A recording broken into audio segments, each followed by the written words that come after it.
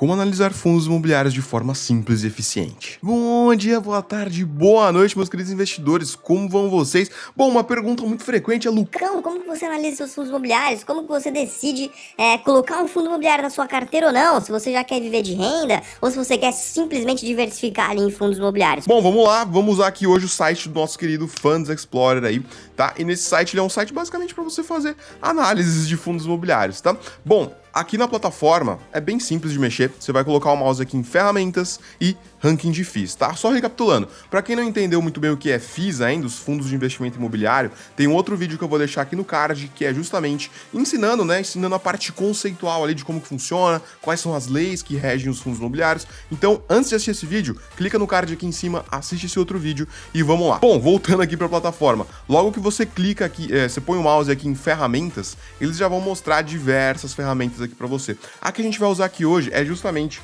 o ranking de FIIs, tá? Conheça os melhores fundos de investimento de acordo com cada indicador, tá? A gente vai usar alguns indicadores para fazer algumas triagens aqui, né? Por exemplo, quando você chega doente no médico, você passa numa triagem para ver quais são os sintomas mais ou menos ali que você está sentindo, para eles te direcionarem para um médico que tem maior chance de descobrir o que você tem, né? Então aqui a gente vai usar também alguns parâmetros iniciais para começar essa nossa filtragem. Bom, descendo aqui um pouquinho, vou colocar em tela cheia. Então aqui é o seguinte, ó, os indicadores que a gente vai selecionar, eles estão justamente aqui, ó, colunas, tá? Quando você põe aqui em colunas, já vai aparecer uma cacetada de indicador aqui. Bom, parece muito complexo, né? Tem muito indicador aqui. A gente vai dar uma enxugada nisso aqui pra gente pegar os mais importantes no início. Bom, então aqui tá selecionado tudo, a gente vai tirar a grande maioria. Vamos deixar preço atual pra gente ver quanto que ele custa.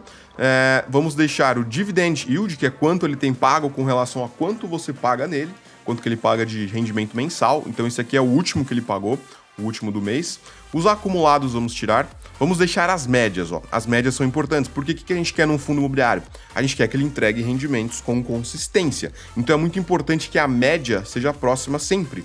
Então a gente vai olhar aqui 3 meses, 6 meses e 12 meses, tá? Vamos deixar as médias. O DY, né, que é o dividend yield, só que da média. Vamos tirar um monte de coisa aqui também, pode tirar tudo isso aqui, ó. Pode tirar tudo esse monte de coisa aqui. Vamos deixar a quantidade de ativos, ó. Então veja, o que a gente deixou aqui para essa nossa análise?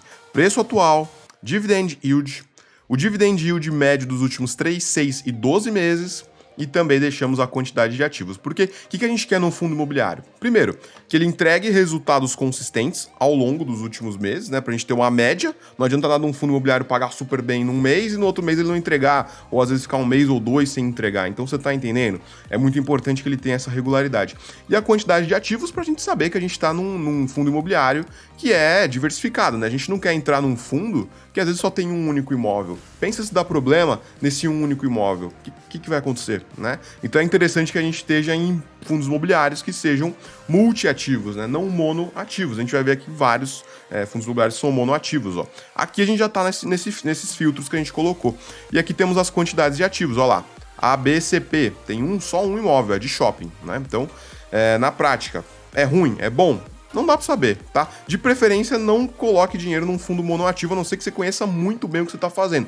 Lembrando que aqui, essa análise que a gente vai fazer, não quer dizer que um fundo, se ele não se enquadrar nos nossos parâmetros, não quer dizer que ele é ruim. Só quer dizer que, para um leigo, a análise começa a ficar complicada, entendeu? Então, essa análise aqui é pra você que é leigo, que não tem conhecimento nenhum, e você quer ter ali fundos imobiliários bons na sua carteira, sem ter que ficar quebrando muito cabeça, essa análise é pra você. Então, vamos lá. Como que a gente vai começar isso aqui, ó? Vamos pegar aqui o DI médio dos últimos 12 meses, e clicar nele, para ele mostrar os maiores, ó. Você vai ter que dar 2 cliques, tá? Então, aqui ele já tá mostrando, ó. A gente já consegue ver esse primeiro aqui, ó, por exemplo, tá? Aqui ele tá pegando os maiores pros menores. Então, temos aqui nos últimos 12 meses, ele pagou em média 2,02. Você fala, porra, puta que pariu, tá pagando bem pra caramba, tem 4 imóveis. Só que aí o que acontece? Quando você entra nele, olha o que tá acontecendo. Ele no último mês pagou 0,05, ó. Você tá entendendo? Então, assim, isso aqui já não se encaixaria. Quer dizer que ele é um fundo ruim? Não necessariamente, teria que clicar nele para ver uma análise mais aprofundada. Mas aqui, como a gente está fazendo a triagem, vamos ignorar esse aqui, ó. Vamos olhar um que tem umas médias mais próximas, ó.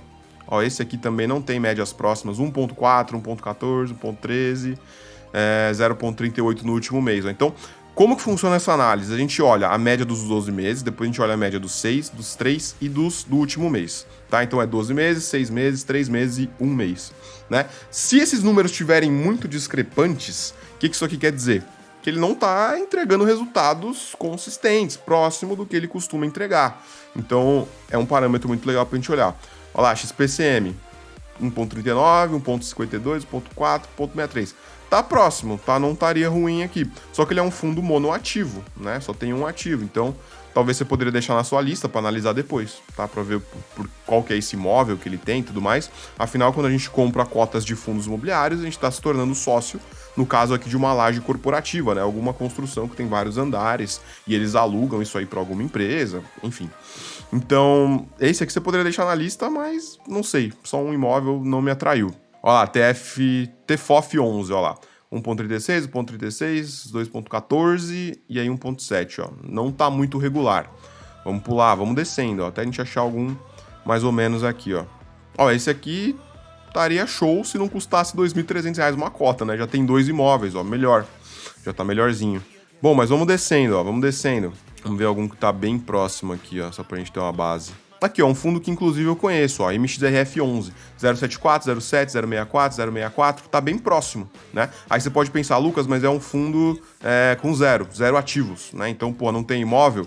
Na verdade, esse é um fundo híbrido, ele tem muitos papéis aqui dentro. O que são os papéis, né? A gente viu no card que eu deixei lá atrás que tem alguns fundos imobiliários que não compram de fato imóveis. Eles compram rendas fixas de imóveis, CRIs, LCIs, letras hipotecárias. Então não necessariamente ele tem os imóveis, né? Mas como que eu vou saber, Lucão? Se tiver escrito aqui títulos e valores imobiliários, ele é de papel. E se tiver híbrido, muito provavelmente ele é de papel também, tá? Ele pode ter papéis dentro. Quando a gente já olha aqui, por exemplo, hospital, ó. Hospital é um hospital realmente, então um imóvel. Tem aqui híbrido, ó, ele tem 9 imóveis e provavelmente tem papéis dentro também, ó. Híbrido. 7 imóveis e provavelmente tem papéis dentro. Olha lá, lajes corporativas, né? Quando fala laje corporativa, o que é uma laje? São os andares dos prédios, né? Então, normalmente são prédios quando você lê aqui lajes corporativas. Logística, ó. Logística são galpões logísticos, 7 imóveis. Então, voltando lá ao MXRF. No caso, ele é um híbrido, provavelmente ele não tem nenhum imóvel, mas ele está entregando consistentemente, tá? Vamos abrir ele aqui pra gente dar uma olhada, ó. Clica com o botão aqui, vamos para a próxima aba aqui. E aqui, beleza, ó, vai aparecer a análise dele, ó, o código dele. Opa, cliquei errado. Vai aparecer o código... Eita. Vai aparecer o código dele aqui. Esse é o código de negociação em bolsa, tá? Para você comprar as cotas e tudo mais. E lembrando que nenhum fundo que eu tô falando aqui é algum tipo de recomendação, tá? Você mesmo vai analisar, você vai tomar suas decisões. Inclusive, é o que eu uso para minha metodologia, tá? A gente nunca depender de outras pessoas para dar recomendações e tal. A ideia é que você saiba montar sua própria carteira, porque só o conhecimento vai fazer você adaptar para o seu caso. Então, bom, aqui tem o nome dele também, ó, Maxi Renda, Fundo de Investimento Imobiliário. O preço dele negociação em bolsa, né? Ele é negociado em bolsa algo em torno aí de R$10,95. Temos o patrimônio líquido dele, que é o valor total dele, né? Vale 1,3 bilhões, todo o dinheiro que ele tem dentro dele. Temos aqui o número de negociações, tá? 650 mil negociações por dia, dá um volume bem legal. Para saber o volume diário de negociações, né, em valor mesmo, é só você multiplicar o volume de liquidez diário pelo preço, né? Daria aí quantos reais ele é negociado por dia, ó? 650, 438, multiplicado pelo preço dele, ó, R$10,95. Então, em média, são negociados 7 milhões de reais por dia disso aqui. Então, ou seja, se você quiser comprar, você praticamente consegue comprar a hora que você quiser. Se você quiser vender, você consegue vender a hora que você quiser também. Então, isso aqui é um parâmetro legal pra gente olhar. Tem muita gente que olha o PVP, né, que é o preço que ele custa dividido pelo valor patrimonial que ele vale por cota, né? Então, a gente tá vendo aqui, ó, o preço dele hoje em bolsa é R$10,95. Só que o valor patrimonial por cota é R$10,24. Então ele pega esse número, divide por esse e dá que ele tá um pouquinho acima, né? Você tá pagando um pouquinho mais caro pelo patrimônio dele. Se tivesse exatamente seria como se tivesse o mesmo preço, né? Então, mas não tem problema. Qual que é a minha filosofia para isso? Se ele entrega resultados consistentes e relevantes, né? Aqui 0,64 é acima da grande maioria aí, se a gente for olhar. Então ele entrega resultados acima, mesmo pagando um pouquinho mais caro, né? Você pagando um pouquinho mais caro, para mim, estaria ok aí o preço sobre o valor patrimonial. Tá? Não tem problema nenhum. Aqui ele vai explicar o que é um fundo imobiliário, né? Aqui, ó, MXDRF é um fundo imobiliário de tipo papel, foi como eu falei, né? Ele investe aí em títulos de dívida, aqui, ó, CRIs, debentures, LCIs, letras hipotecárias, cotas de outros fundos imobiliários. Então ele investe em outro tipo de coisas nesse sentido. Você pode dar uma descida aqui para dar uma lida, ó, se você sentir interesse, para entender como funciona e tudo mais. Taxa de administração, né? É um ponto muito importante aí para olhar. Né? Ele cobra aí na casa do 0,9% ao ano de todo o patrimônio do fundo. Ou seja, se o fundo vale né, 1,3 bilhões foi o que a gente viu. Cadê a calculadora aqui? Se ele vale 1,3 bilhões, ó, e ele cobra aí algo em torno de 0,09, ó, ele cobra 11 milhões por ano de administração, né, para fazer todo o trâmite aí para você. Você não vai ter dor de cabeça com manutenção, com inquilino, com nada, tá? Ele vai cobrar essa taxa aqui. E Lucas, essa taxa de 0,9 é alta? Não, na minha concepção é uma taxa bem tranquila, até porque ele entrega resultados bem interessantes, né? 0,64 é bem acima aí e pagando uma taxa tranquila. Lucão, qual que é o limite disso aqui? Bom, na minha visão não tem muito limite se ele entrega resultado, tá? Você pagar um pouquinho mais caro pelo resultado que ele entrega, não tem problema. Então eu vou mais pelo resultado que ele entrega do que pela taxa. Claro, você não vai pagar uma taxa de, sei lá, 3% ao ano de administração, que é uma taxa alta, né? Mas algo em torno aí de 1,5 até uns 2 eu acho tranquilo, sem problema, desde que ele entregue resultado, obviamente. Descendo mais um pouquinho aqui, ele explica o que é o fundo. Vamos descendo mais aqui, ó. Aqui é um negócio importante da gente olhar, ó, os resultados, ó, os rendimentos. Afinal, quando a gente investe em fundo imobiliário, a gente espera que ele entregue os dividendos, né, mensais. Isso aqui cai na sua conta da corretora. Então, logo que a gente vê aqui, ó, a gente consegue olhar quanto que ele tem entrega, quanto que ele tem pago por cota. Então, ó, desde 2017, ele vem entregando resultados consistentes, ó. Teve um mês que ele entregou, em vez de 6 centavos por cota, entregou 5. Aí ele tem uns picos aqui, normalmente no mês de junho e dezembro, ó. Por quê, ó? Ó lá, junho, maio, aqui teve em junho e dezembro, né? Por quê? Porque ele é um fundo de papel, ele tem vários títulos dentro dele que pagam ali, às vezes pagam mais do que um mês anterior. Por quê? Porque às vezes os juros caem em algum ponto, ou semestral, ou anual, então não é exatamente o mesmo valor, né? Por exemplo, se a gente pegar outro fundo imobiliário que não é de papel, normalmente é bem mais tranquilo com relação a isso, ó. Quer dizer que esse fundo é ruim, Lucas? Não, não quer dizer, ó. Vamos pegar no Funds Explorer o HGLG, que é um fundo de galpões logísticos, só pra gente ter uma base, ó. A gente vai ver que ele entrega todo mês o mesmo resultado, ó. Por quê? Porque ele tem realmente os imóveis, né? Não são vários títulos, cada um paga um valor em cada mês, então não tem os vencimentos dos contratos de dívida ali, né? São aluguéis mesmo de contratos. Então é um pouquinho diferente. Então, ó, você vê que ele entrega 78 centavos, 78 centavos, 78 centavos, 78 centavos. Então ele paga sempre a mesma coisa. Diferente de um fundo de papel. A gente já vai ver por que acontece isso aqui nos fundos de papéis. Bom, mas entrega consistentemente, ó. Todo mês ele entrega. Não teve nenhum mês que ele deixou de pagar, tá? Então isso é um indicador muito bom. Aqui é o dividend yield histórico dele, né? Não faz tanta diferença se olhar isso aqui. Essa parte eu ignoro, porque ele faz simulações com relação à poupança e tal. Para mim não faz sentido olhar isso aqui. Valor patrimonial também não. E aqui, ó, relatório gerencial. Cadê? Vamos ver se a gente acha aqui, ó. Relatórios, será que é esse aqui? Vamos clicar nele para dar uma olhada.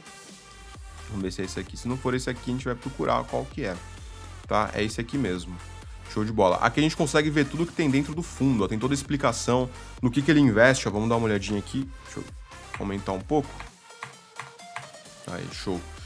Então, ó, qual que é o portfólio dele, ó? Ele investe em crédito imobiliário. O que é crédito imobiliário? Renda fixa de imóveis, né? CRIs, LCIs, letras hipotecárias. Ele tem 7% alocado em imóveis, 7% alocado em outros fundos imobiliários e 7% do dinheiro dele está em caixa.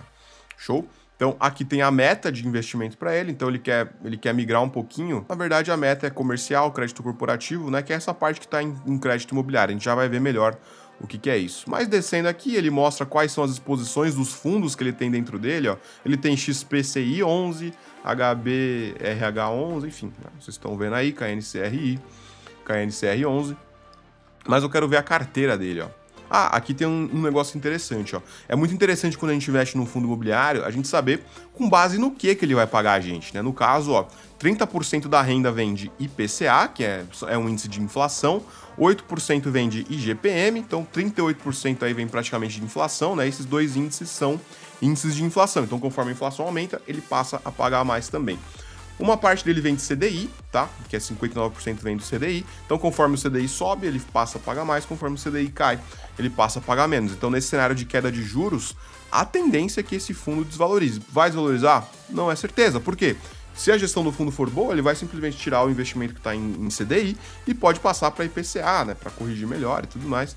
Aqui tem as datas de vencimentos, ó, o que dá uma previsibilidade para o fundo. Então, ó, para a maioria está para vencer depois de 2028. 53% dos contratos estão para vencer depois de 2028. Então dá uma previsibilidade muito grande, né? A gente sabe que ele vai ter esses investimentos pagando ele para pagar a gente com bastante previsibilidade, né? Excelente, é o que a gente quer num fundo imobiliário. Aqui ele vai explicar no que ele investe, ó, mas eu quero olhar a carteira dele, ó, aqui. Aqui a composição dele, ó, a composição da carteira. Então a gente consegue ver, ó. Lembra que eu falei que às vezes ele tem uns picos de pagamento em dezembro, em junho, às vezes, ó? É justamente por conta desses aqui, ó. Esse aqui, por exemplo, ele paga CDI mais 1,2, só que a periodicidade dele é semestral. Então a cada 6 meses, todo o rendimento cai de uma vez. Então dá uns picos de pagamento, assim, né? Isso é melhor? Isso é pior? Não quer dizer nada isso aqui, tá? O que você tem que olhar é a média, tá? Se ele paga uma média interessante ao longo de todos os meses, aí é interessante. Mas se ele paga só uma vez no ano um dividendo bom e nos outros paga ruim, não faz sentido. Então a gente tem que olhar a média. Mas como a gente já viu no gráfico aqui anteriormente, né, ele tá entregando resultados consistentes, ó. Justamente aqui, ó, em dezembro ele paga mais e em junho ele paga mais, ó. Por quê? Porque cai mais dinheiro para conta dele, então ele distribui mais, não tem segredo. Né? A grande maioria é mensal. E o que é isso aqui? É toda a carteira de investimentos que tem dentro dele, ó. A gente vê aqui que é tudo CRI isso aqui praticamente, né? CRIs e LCIs. Né? Olha lá, Habitac, ó, quando é empresa mesmo é CRI, né? É o Bora, é CRI, Banco do Brasil, aqui provavelmente já é uma LCI do Banco do Brasil, né? Então a gente consegue saber desse jeito. Mas é bem tranquilo, ó, mensal, aí tem um semestral aqui, que paga CDI mais 1,2, aí ó, tem um trimestral, que paga 2,15, então a cada 3 meses vai ter um pico de renda ali também, né, CDI, 104% de CDI, semestral, tem alguns que são anuais aqui, ó, ele paga IPCA mais 6,3 anual, né, excelente. Mas isso aqui já é uma análise mais aprofundada, você nem precisaria olhar tanto tudo isso aqui, se ele já paga com regularidade, tá? Isso aqui é mais pra gente conhecer o fundo. Então a triagem inicial é ele pagar regularmente, né? No caso eu peguei aqui o MXRF, a gente pode pegar o HGLG11, ó, voltando para nossa análise inicial aqui, ó. Conforme a gente vai descendo, a gente vai vendo, ó. Olha lá, o BARI11 você pode deixar para analisar, ó. Ele paga uma... Opa, cliquei errado aqui. Ele paga uma média legal, ó. 0,73, 0,69, 0,68, 0,71. Interessante. Lucas, se tiver fora disso aqui, é ruim? Não quer dizer que é ruim, tá? Pode acontecer de dar uma distorção e você tá justamente nesse período aqui, ó. Se você pegar aqui em dezembro, ia estar distorcido, ó. Se a gente pegasse para analisar esse negócio em dezembro, ia estar distorcido. Porque o dividendo do último mês ia estar super alto, ia estar, sei lá, o dobro disso aqui, ia estar, sei lá, 1,2, e a média dos últimos meses ia ser 0,6, né? Então, poxa, você ia ficar, poxa, é ruim. Só que não quer dizer que ele é ruim. Dá distorção. É uma análise para você fazer, para você filtrar, para você não cair em coisa ruim, tá? Então não é porque tá diferente que é ruim, mas você consegue saber, você fica mais tranquilo se você pegar um que tá as médias bem próximas, tá? Aqui, ó, por exemplo, esse aqui. Vamos dar uma olhada nele, ó.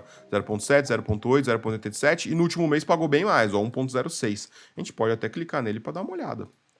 Vamos olhar o histórico dele aqui, ó. Ele é um fundo imobiliário do tipo papel, né? Ele já explica aqui.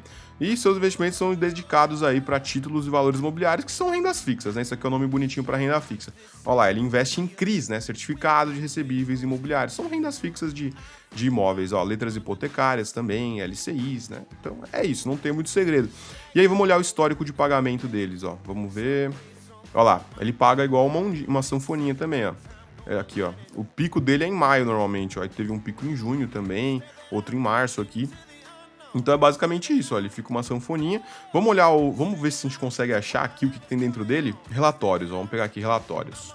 Vamos ver a carteira? A gente consegue ver no que ele investe, ó. A maioria tá em CRI, ó. 88% do dinheiro dele tá em CRI.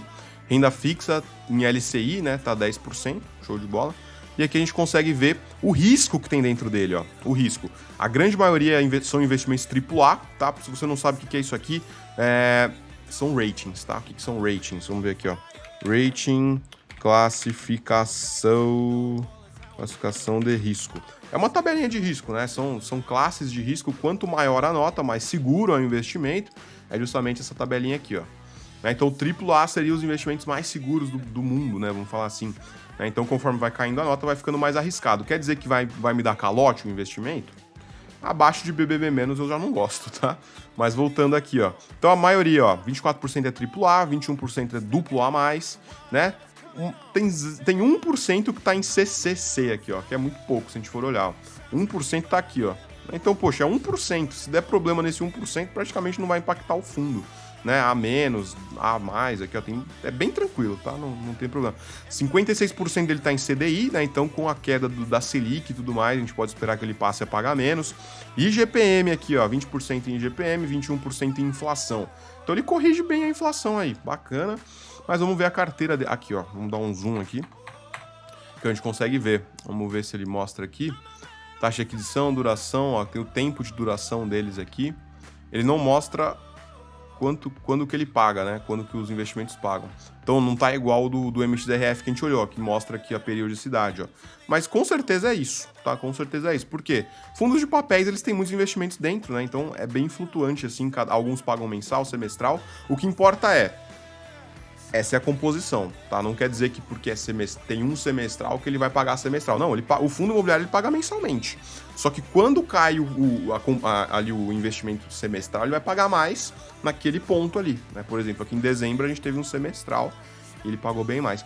Então é basicamente isso, né? Quantos fundos imobiliários tem que ter em carteira? Vai depender muito do seu perfil, porque tem fundo imobiliário que você compra um só e ele já tem, às vezes, 40 imóveis dentro, né? De vários setores diferentes. Então aí você poderia ter um. Mas, poxa, eu acho interessante você não diversificar em um só fundo, porque às vezes, poxa, vai que dá um problema com a administração daquele único fundo, entendeu?